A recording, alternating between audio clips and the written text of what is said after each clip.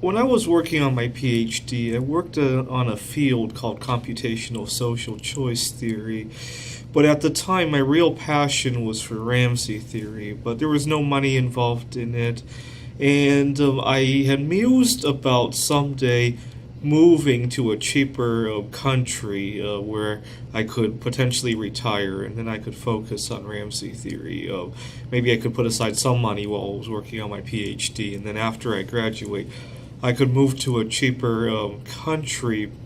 But the motivation behind moving to another country wasn't just the research. I run into just really oddball things here in the United States that I don't seem to encounter when I go to other countries, and I don't think it's a variable of who I'm dealing with. So here in the United States, people are just incredibly rowdy. Like earlier today, I have a little bit of anxiety about going to the laundromat because every time I go there, people are just incredibly rowdy, throwing things around, slamming the machine doors. And I love my peace and quiet, and it's kind of annoying because I wish I could go to the laundromat and interact with people in a reasonable way there, but I can't. So very rowdy, slamming machine doors, throwing their laundry everywhere, and I only go there so I can get my laundry done. Really, and same thing with going to a lot of places, anywhere where people have to move things or operate any sort of device. So it's going to be a little bit of a problem. Sometimes, in the middle of doing laundry, somebody will interrupt the machine. They conveniently leave the door open, so you come back after going somewhere else, and your clothes are all wet.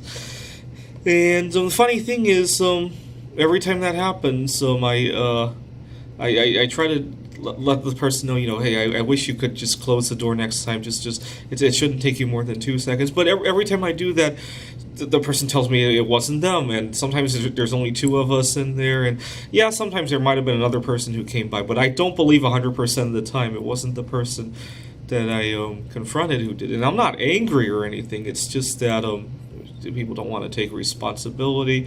Or when I go to a coffee shop and I use the microwave and I step aside to go to the restroom, somebody opens the door and they conveniently just don't restart the machine. And every time I try to do something about it, explain to them, hey, next time could you please restart the machine? It wasn't me. And I don't believe 100% of the time it wasn't that person. The other thing, the other reason I want to leave the United States is this is a little bit more fresh in my memory because we just had Halloween. People are always trying to convince me that because especially people who knew me for a longer period of time, who knew that I used to be very overweight, and they know about my new diet, and they always want to tell me that it's okay to eat whatever in moderation. And here's the way I would put it. Obviously, I wouldn't tell them because, it's no point arguing with these people. But yes, it might not kill you to eat it in moderation. But let's face it. If I could have eaten it in moderation in the past, I would have done so, right? And it obviously didn't turn out. And the funny thing is, the person saying it to me, the very first thing I do is look at how the results are working on them, and usually the results are not terribly great. They don't see it, all they have to do is look down their waistline, and they'll realize how ridiculous the claim they're making is. But here in the United States, it's kind of fashionable to deny that you have control over your body. Every time the politicians talk about abortion, it's like, oh, people get pregnant like outside of their control, right? It always has that flavor to it. People get all sorts of diseases outside of their control, even if they eat, junk food. And recently, we recently banned trans fat here in the United States. I gotta say, I'm a little bit sad that we have to go ban it. It's cause and effect. If you eat trans fat, these things might happen. They happen within your control, or at least to a major degree within your control.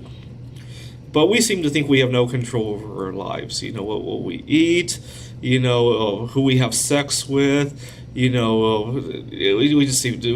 just don't believe we have control. We do whatever. That when we have various consequences, it's always genetics. It's always bad luck, and I don't see people in other countries take this kind of approach to their lives.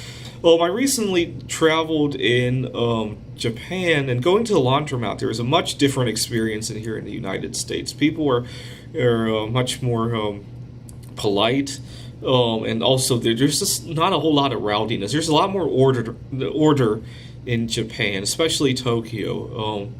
When I was in Gdansk, Poland, the laundromat had a lot more order to it. Let's put it that way. Even though it was much more crowded. I mean, don't get me wrong. These are very crowded cities that I went to. Or when I was in Taipei, that's one of the most crowded cities in the world. There's just a whole lot more order to it. People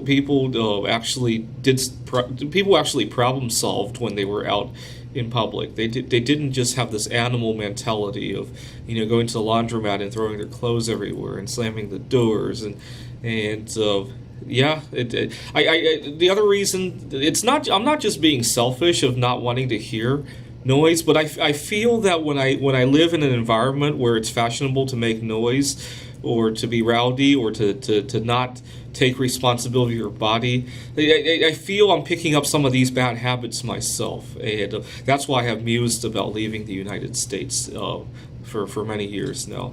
Thanks for watching.